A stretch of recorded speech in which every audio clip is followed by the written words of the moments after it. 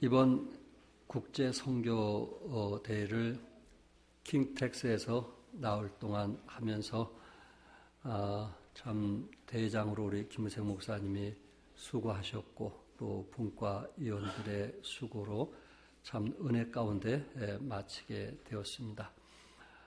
특별히 국제 선교 대회를 하면서 저에게 개인적으로 감동을 주었던 것은 표스타 선교사님이 한국에 들어오신 지 62년이 되었는데 이미 소천하셨지만은 표스타 선교사님이 행당동 성서 침례교에서 사역을 하면서 첫 해심자가 누구였는가? 김대현 목사님이었다는 겁니다. 그래서 그 김대현 목사님을 표스타 선교사님 아들인 폴 목사님이 소개를 하면서 감사패를 증정하는 그러한 시간을 갖게 되었습니다. 참 그런 아름다운 자리에서 첫 해심자를 찾게 되었을 때 그분이 계셨다는 것은 대단한 것이 아닌가. 첫 해심자. 때로 교회를 이탈할 수도 있고 하나님을 등질 수도 있고 또 믿음을 멀리할 수 있음에도 불구하고 첫 해심자이신 김대현 목사님이 계셨다는 것.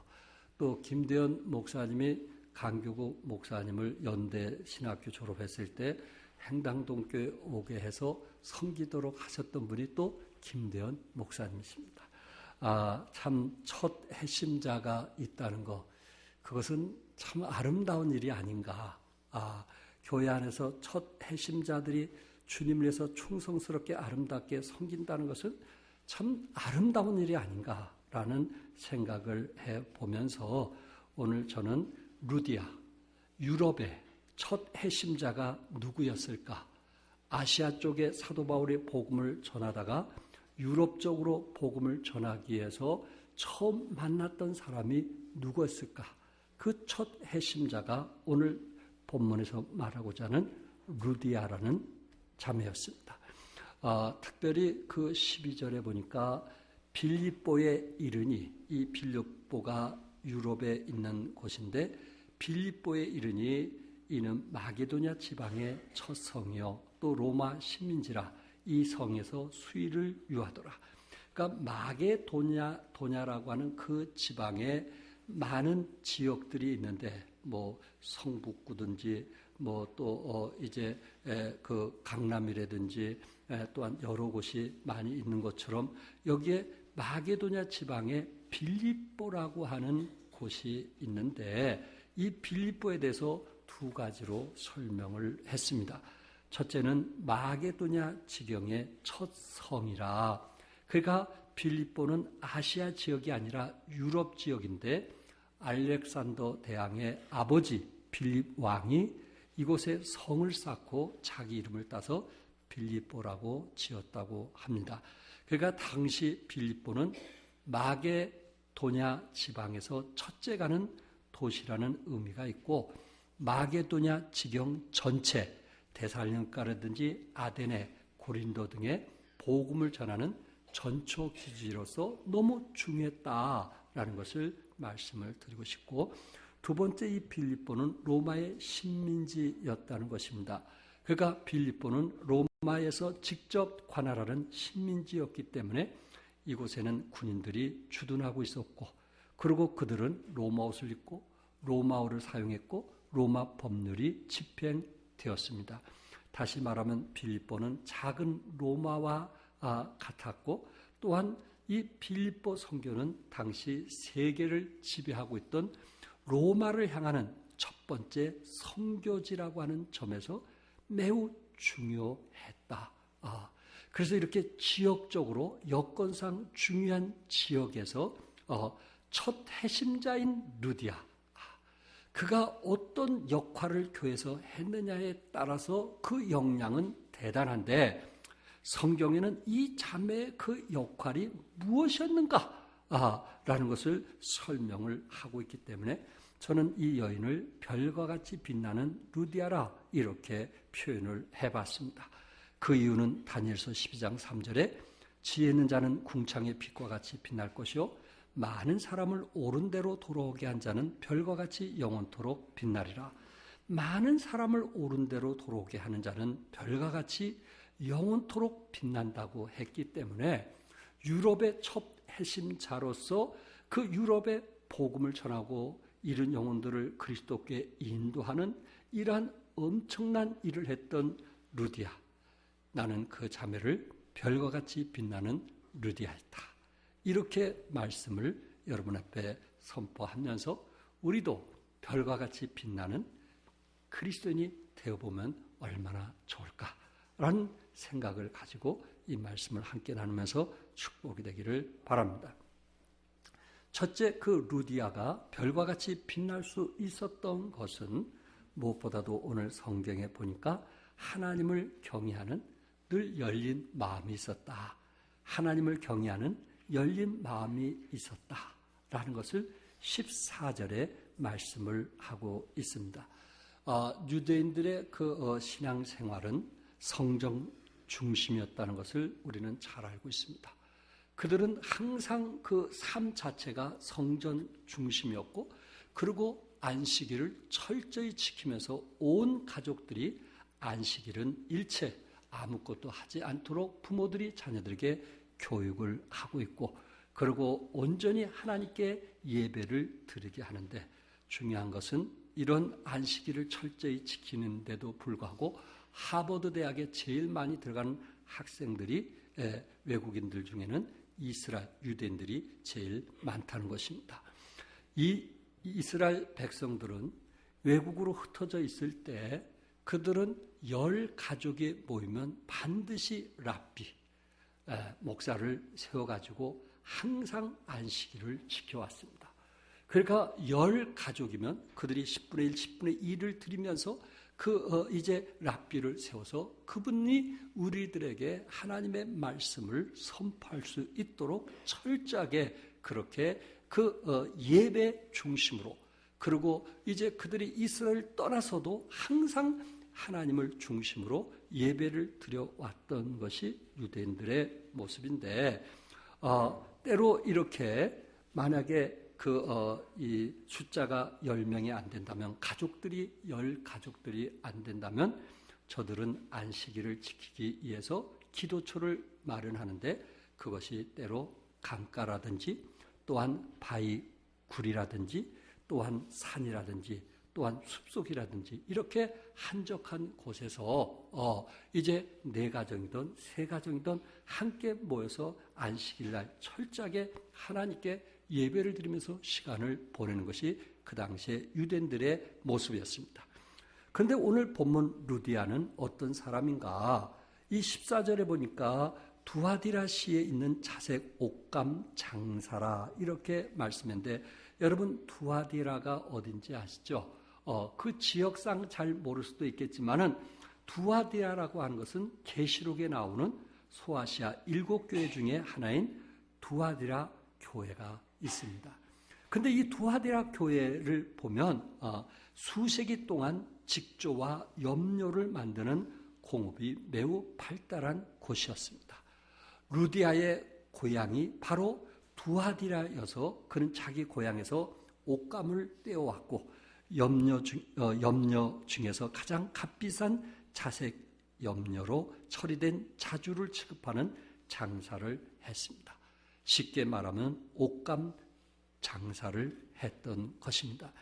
당시에 자색 옷은 왕족이나 귀족들, 부자들만이 입는 고급 옷감으로 이제 알려져 있기 때문에 보통 사람은 참 입기가 어려운 값비싼 옷이었습니다.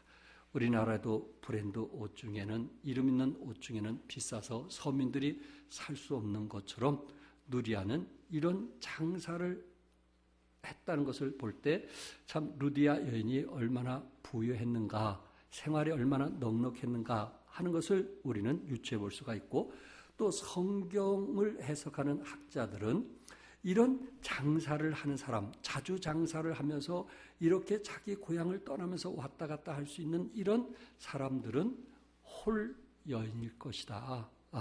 남편이 없는 그런 여인이었을 것이다. 그러니까 이 자매는 홀 자매로서 자기 자식들을 데리고 다니면서 장사를 해왔던 그러한 참 어떻게 보면은 참 이런 이 남자의 어떤 성향을 가진 그러면서 뭔가 참 활발하고 그러고 의지도 강하고 그리고 여성으로서 이런 사업을 한다는 것은 결코 쉬운 일이 아니지 않겠는가. 그래서 그는 자기 고향 두아디알에서 옷감을 가져와서 마게도냐 일대에 가져다 파는 일종의 옷감 대리점을 했다. 이렇게 말씀을 드릴 수 있습니다. 그럼 루디아는 어떤 여인이었는가? 루디아는 어떤 사람이었는가? 14절에 보니까 하나님을 섬기는 루디아라. 우리 한글 성경에는 하나님을 공경하는 사람이라 이렇게 말씀했어요. 그러니까는 루디아는 분명한 것은 이방인이었다. 이스라엘 사람이 유대교 사람이 아닌 이방인이었다. 왜? 하나님을 공경하는 사람이라고 표현을 했을 때 성경적으로 볼 때 대부분 이 유대교로 개종한 이방인들을 두고 하는 말이거든요. 그래서 우리 성경에 보면은 그 사도행전 10장의 백부장 고넬료와 같은 사람도 경건한 사람이었다. 하나님을 경외하는 사람이었다. 이렇게 표현을 했단 말이에요. 그가 아직 구원은 받지 못했지만은 유대 종교로 개정해서 안식일을 함께 지키는 사람이었단 말이에요. 근데 오늘 본문에 보니까 저들이 안식일을 지키는데 어디에서 지켜요? 강가에 모여서 저들이 예배를 드린 것을 볼 때 어떻게 보면은 아직 10가족이 안 됐다. 4가족이든지 6가족이든지 그런 가족들이 회당 없이 그냥 강가에 가서 온종일 안식일을 지켰던 저런 그런 모습을 보게 되고 루디아도 이제 하나님을 믿는 그런 개종자로서 유대인들과 함께 여기에 강가에 가서 예배를 드리게 되었습니다. 그러니 저들의 마음이 어떠하겠어요? 저들이 가진 돈으로는 랍비를 이제 초청할 수도 없고 그렇다고 해서 저들이 성경을 많이 이해하는 것도 아니고 그러니까 몇 가족이 들어가서 성경을 읽고 찬송을 부르고 예배를 드리다 보니 저들의 마음의 소원이 어떠하겠어요? 우리에게도 좋은 좀 목회자가 좀 오게 해달라고 랍비 선생님이 와서 이 성경을 좀 제대로 좀 풀어달라게 해달라고 아마 누구보다도 이들은 그 부분에 대해서 간절히 기도했을 것입니다. 그런데 이 기도를 하나님께서 아시고 사도 바울과 실라, 디모데, 누가가 이 아시아 쪽으로 늘 복음을 전하고 그 일을 해왔는데 어느 날 환상에 마게도냐 사람 하나가 서서 바울을 향하여 소리를 지른 것입니다. 마게도냐로 건너와서 우리를 좀 도와달라. 마게도냐로 건너와서 우리를 좀 도와달라 하는 그 음성을 사도 바울이 듣게 됩니다. 그래서 아시아, 동양 지역으로 사역을 하다가 그것을 멈추고 서양 지역인 마게도냐로 이제 참 그 발걸음을 옮기는 참 저들의 기도를 하나님께서 들어 역사하시는 것을 보게 됩니다. 사도행전 16장 6절과 7절에 같이 한번 읽을까요? 시작.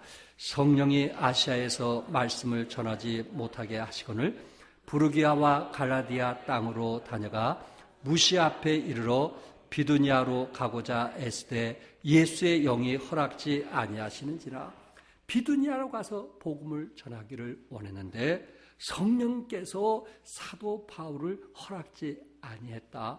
역시 사도 바울도 항상 성령이 인도하신 대로 순종하는 사람이었다라는 것을 우리는 보게 되고 그리고 빌립보 지역에 있던 사람들이 루디아와 함께 강가에 모여서 날마다 정말 저들이 하나님의 사람을 보내달라고 그 기도했던 것을 하나님께서 아시고 마게도냐로 뱃머리를 돌려 항진하던 전도단 일행은 구라파 아시아의 경계선을 넘어 에게 항구 네아폴리에 상륙을 하게 되었고 그곳에서 내륙으로 20km 떨어진 빌립보에 도착하게 된 것입니다.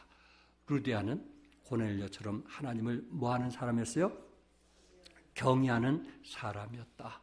아직 그는 구원받지는 못했지만은, 아직 그는 하나님의 자녀가 되지는 않았지만은 하나님을 경외하는 마음이 있었고 하나님을 사랑하는 늘 열린 마음이었다는 것입니다.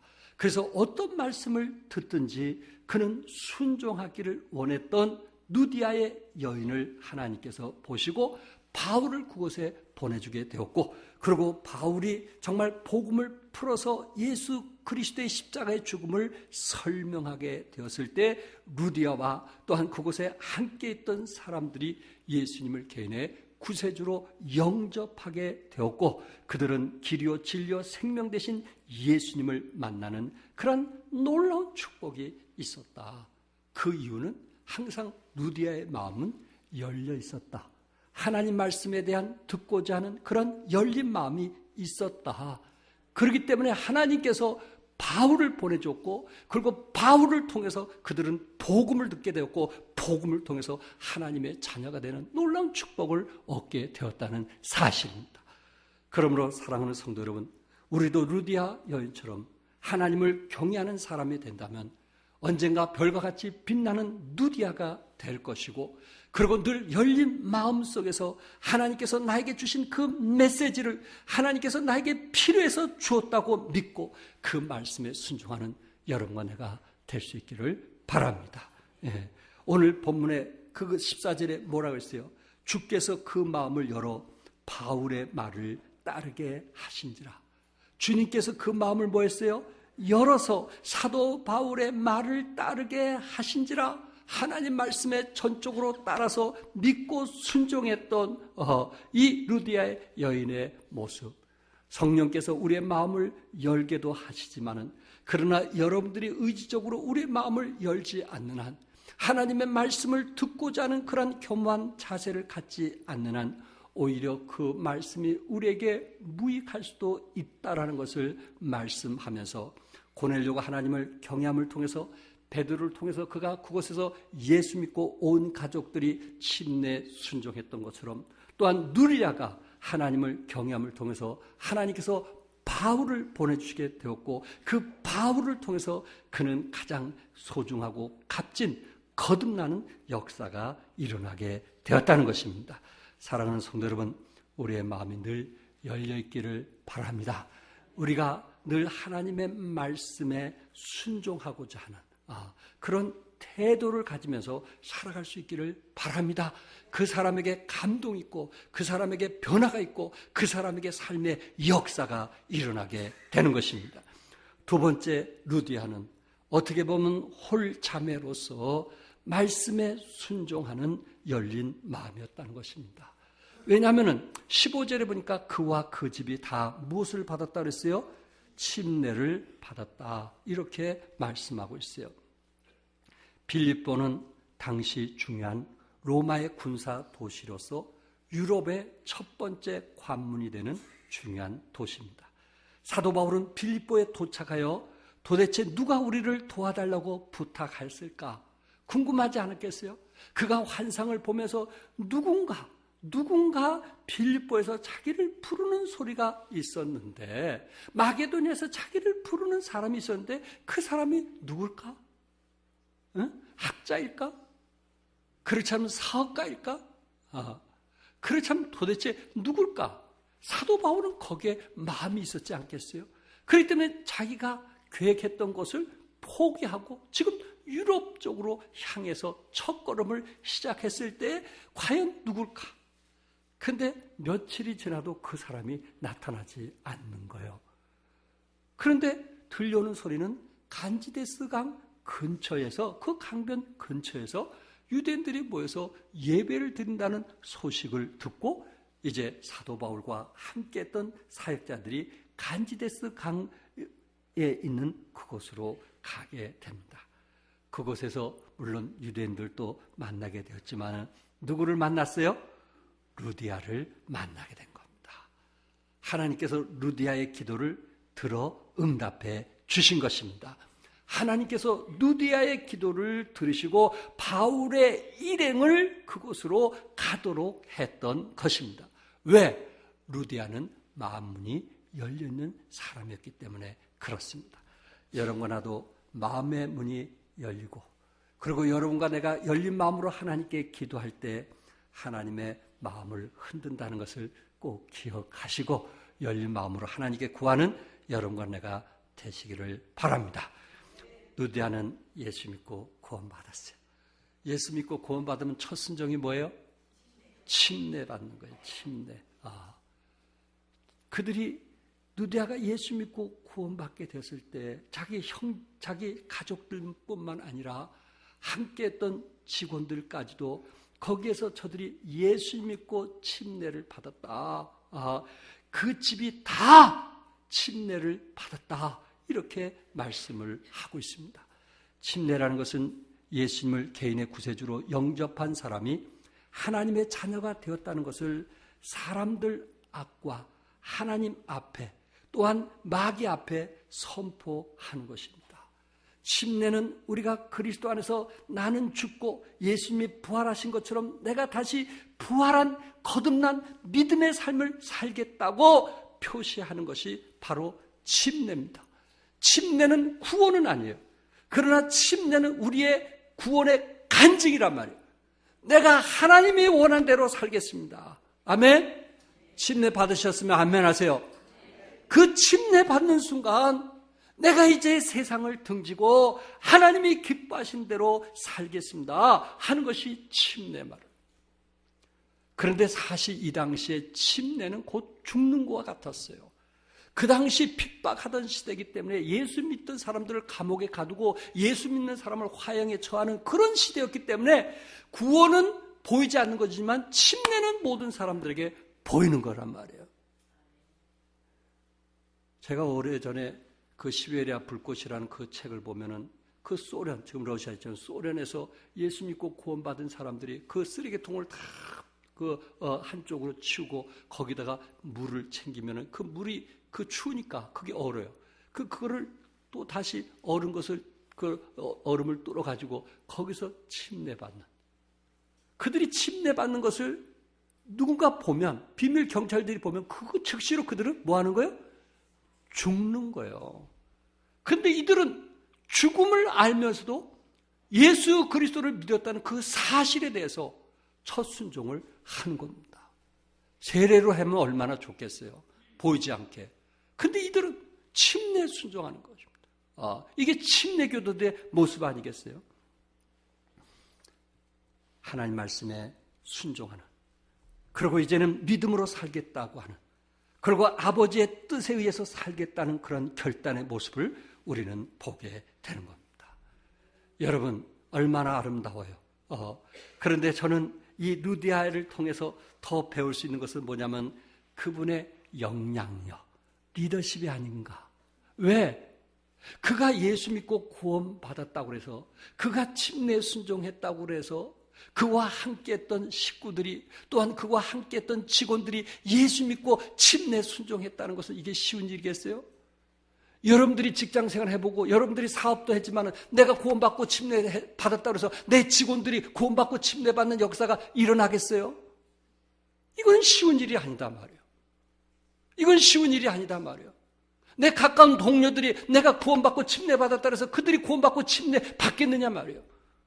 근데 누디아는 그가 사업하는 사람이었지만은 그가 예수님을 개인의 구세주로 영접하고 침례를 받게 되었을 때 그의 가족들이 예수를 믿게 되었고 침례받았으며 그의 직원들이 예수 믿고 침례받았다는 이런 영향력 있는 사람이었단 말이에요. 우리 부모들이 예수 믿고 교회 다닌다고 해서 우리 자녀들이 교회 다니는 거 봤어요? 우리 부모들이 그렇게 헌신한다고 해서 자녀들이 헌신하는 거 봤어요? 그건 쉬운 일이 아니다 말이에요. 우리 남편들이 영향력을 미치지 못한다면, 우리 남편들이 정말 그리스도의 형상을 담고자 하는 그런 소원이 있지 않는 한 우리는 내가 사랑하는 자식들까지도 영향을 미칠 수 없는 그런 나약한 사람으로 살 수밖에 없다는 것을 우리에게 말씀해 주고 있지 않는가 말이에요. 어느 미래학자가 21세기가 되면 나타나게 되는 새로운 신세대의 특징을 지적을 했어요. 첫째는 지극히 개인적이다. 앞으로 이 시대가 갈수록 개인적이다, 개인주의다, 자기 중심이다라는 이야기를 했습니다. 저는 그것을 미국에서 유행되는 용어들을 여러분들에게 좀 말씀을 드리고 싶어요. 일부 예배 때 우리 젊은이에게 물어봤더니 이 단어를 알더라고요. 요새 미국에서 유행되는 단어 중에 팅크족이라는 것이 있습니다. 팅크족. 두산 백과사전에 정상적인 부부 생활을 영위하면서 의도적으로 자녀를 두지 않는 맞벌이 부부를 말하는 겁니다. 자식을 낳지 않는 거예요. 팅크족. 그냥 부부들끼리 우리 잘 살자.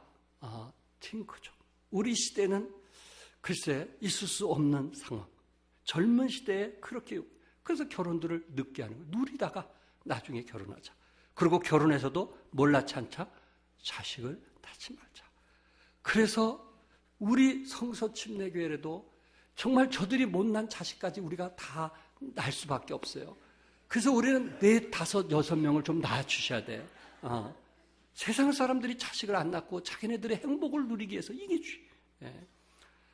통크족이라는 게 있어요. 통크족. 그것은 이제 부모들이 자식들에게 도움을 받지 않는 그런 시대. 아예 부모가 내가 너희들의 도움을 받지 않겠다. 그래서 이제 부모들이 노후를 대책을 세우는 겁니다. 그런 시대에 왔다는 거예요. 왜? 자식들이 이제는 부모들을 거부하니까.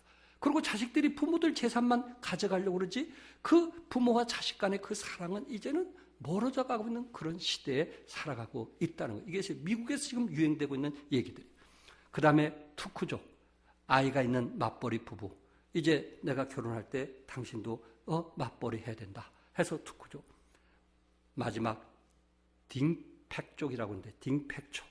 이것은 뭐냐면 우리는 자식은 낳지 않되 그 대신 애완동물은 기르자. 애완동물은 기르자. 세상에. 애완동물은 뺏어갈 거 없으니까, 그리고 맞벌이 부부하면서 쓸데없으니까 이런 애완동물에 투자하는 이런 상황에 놓여 있어요. 이 시대는 지금 이기주의로 바뀌어져 가고 있어요. 우리 자식들을 어떻게 보면 그렇게 키울 수도 있다는 거예요. 자기 중심으로. 두 번째는 흥미본이라는 것입니다. 먹고 마시고 놀고 즐기는 것, 그것이 우선이에요. 용돈 때문에 사람을 죽이고 유흥비 때문에 강도짓을 하는, 저들은 돈을 모아서 여행을 달리는, 그래서 열심히 모으고 그것을 갖고 여행을 다니는, 우리 시대와는 다른 거죠. 셋째로 성별 구분이 모호하다는 거예요. 성별 구분이 없어요. 남자도 긴 머리에 귀걸이, 목걸이, 팔찌, 성형수술, 또한 성전환 수술까지 하는 이런 시대에 살아가고 있어요. 여러분, 만약에 이런 것이 우리 자식들에게 있다면 우리는 어떠하겠어요? 자식이 성전환하겠다고 하면 우리는 정말 어떤 마음이겠어요? 그런데 지금 이 시대가 21세기가 바로 그런 시대로 가고 있다는 거예요. 넷째로는 자연적인 것을 좋아하는 시대예요. 남의 이목을 개의치 않아요. 전철 안에서나 길거리에서 좋아하면 뽀뽀도 하고 안고 별짓을 다 해요. 젊은이들이 어르신들 앞에서 담배 뻐끔뻐끔 피고, 야, 세상에, 그것도 10대들이. 저는 옛날에 담배 필 때 숨어서 다녔어요. 정말 화장실에서 피웠어요. 그것도 뭐 죄진 것 같아가지고 억지로 피웠는데 요새는 아예 그냥 드러내고 피우는 거예요. 시대가 그렇게 지금 바뀌어졌다는 거예요. 자연적인 것을 좋아하는 그런 시대로 바뀌어졌다는 거예요. 그런데 루디아 여인은 자기가 예수 믿고 구원받은 후에, 그리고 자기가 침례 순종했을 때, 그가 구원받고 침례 순종했기 때문에 그의 자녀들이 또한 직원들이 그렇게 구원받고 침례받았다는 것이 아니고, 평상시에 그가 하나님을 경외하는 마음을 저들이 보았기 때문에 루디아 여인의 그 뜻에 함께 순종했다는 것이 의미가 있는 것이 아니겠는가. 여러분과 내가 살아가는 이 시대에 우리는 이제는 영향을 미치지 않으면 우리 자녀들이 신앙 안에서 살겠다고 하는 것을 우리는 말할 수 없는 그런 시대에 왔단 말이에요. 어느 때보다 우리는 더 거룩하게, 어느 때보다 우리는 정말 하나님 보시기에 신실하게 믿음으로 살고 말씀에 순종할 때 우리 자녀들에 대해서 기대할 수 있음을 믿으시기 바랍니다. 이 시대가 우리 자녀들을 흔들어 놓는 거예요. 이 시대가 우리 자녀들을 타락하게 만들고요. 이 시대가 우리 자녀들을 자기가 원하는 대로 살도록 만들고 있는 거예요.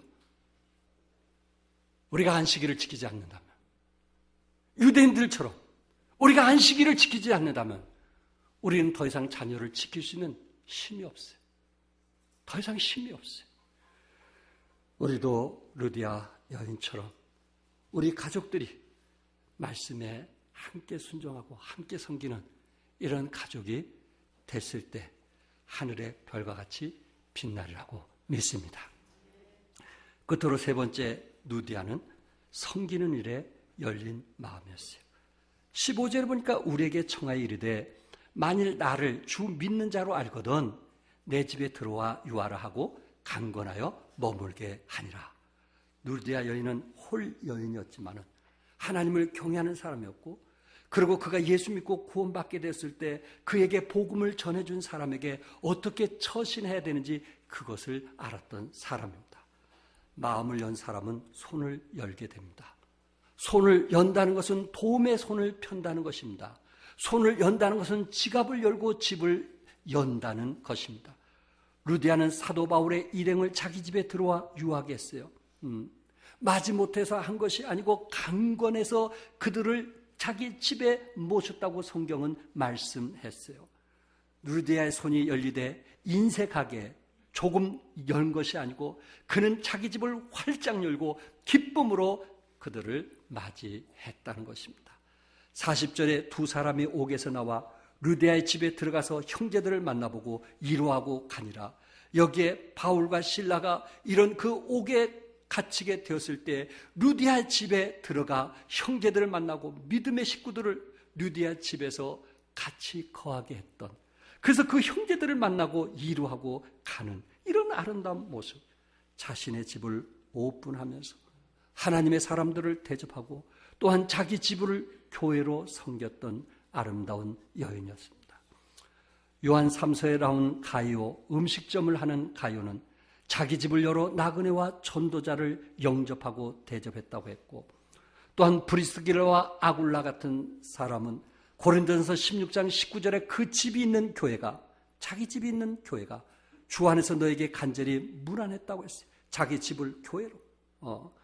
또한 로마서 16장 23절에 나와 온 교회를 돌아봐주는 가이오도, 음식점 하는 가이오 사장이 너에게 문안하고 온 교회를 돌아보면서 섬겼단 말이에요. 또한 골레 4장 15절에 눈바와 그 여자의 집에 있는 교회, 집에 있는 뭐예요? 교회, 자기 집을 교회로 삼으면서 그 사역을 시작을 했던 것을 보게 됩니다.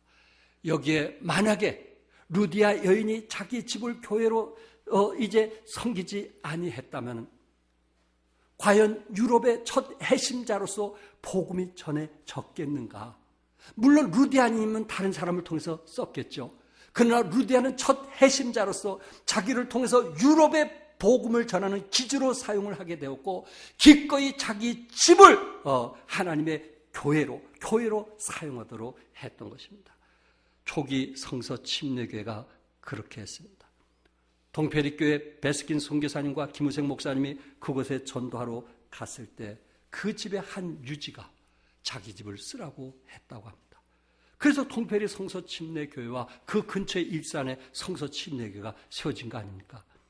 장흥에, 전라도 장흥에도 거기에 그때 당시 그 술 만들어서 팔았던 그 부잣집 그 집이, 그곳에 아들이 미국에서 공부하면서 베스킨 선교사님에게 제발 우리 아버지에게 복음 좀 전해달라고, 우리 가족에게 복음을 전해달라고 했을 때 차도 없는 그곳에 장흥에까지 두 분이 가셔서 복음을 전하게 되었고, 그 장흥에 성서 침례교회만 4-5개가 세워지게 되었고, 그곳을 통해서 젊은이들이 구원받고 성서 침례교회 목회자들이 얼마나 많은지 아시죠?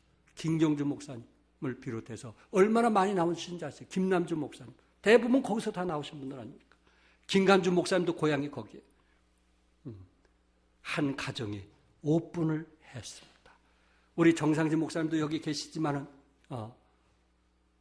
호중가에 어디에 선교사님이 오셨을 때 그 부모님이 자기 집을 오픈해서 그 집에 거하게 하시고 그곳에서 염소를 키우게 하시고 그러면서 그곳에서 복음을 전하게 했다는 것입니다.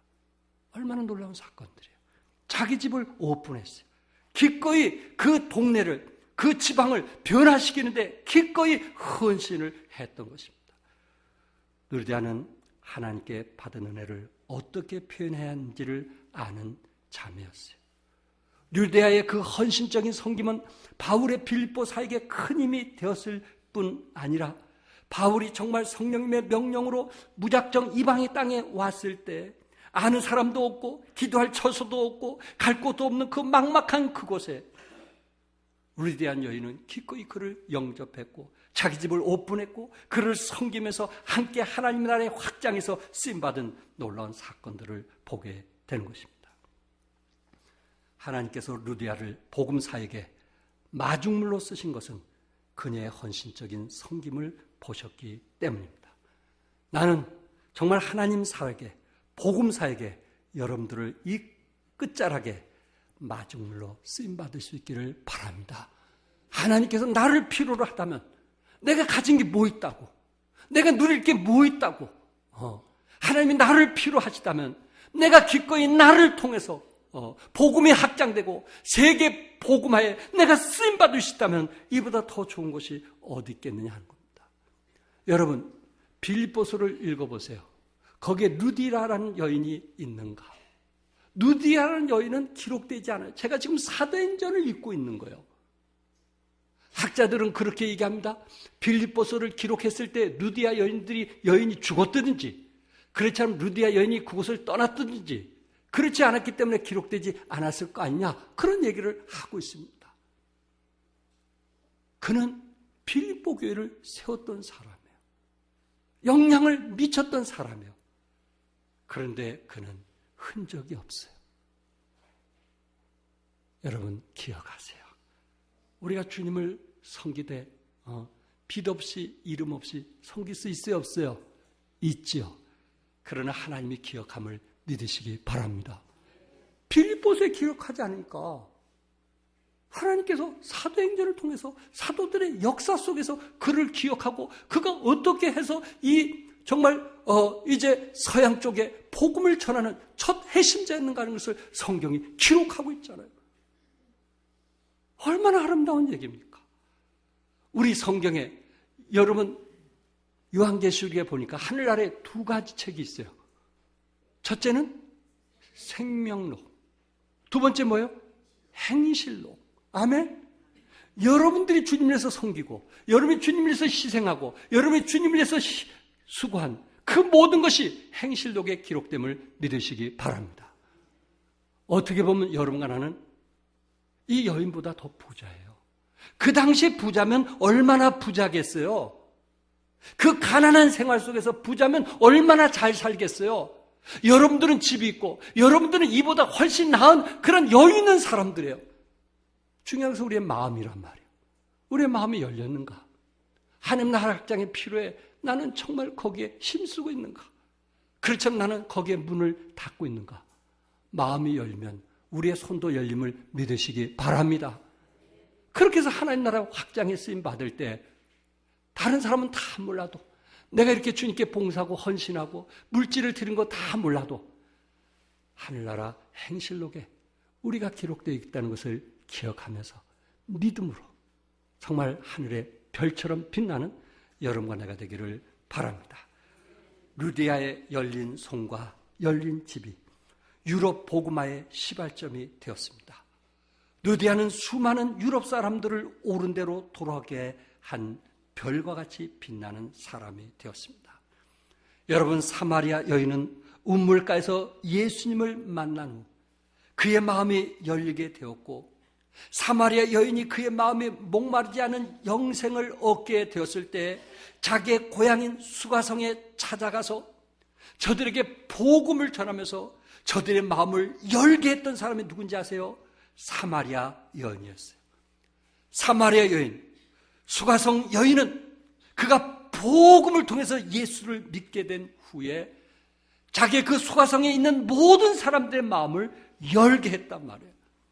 루디아는 예수 그리스도를 통해서 예수님을 영접하고 하나님의 자녀가 되었을 때 유럽 복음화의 선구자가 되었던 것입니다.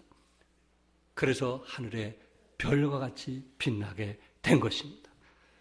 여러분아도 이 땅에 살면서 이 세상에서 빛나는 사람이 되지 말고 하늘의 별과 같이 빛나는 하나님의 사람 되기를 주님의 이름으로 축복합니다. 기도하겠습니다. 주님 도와주십시오. 우리의 마음이 열린 마음이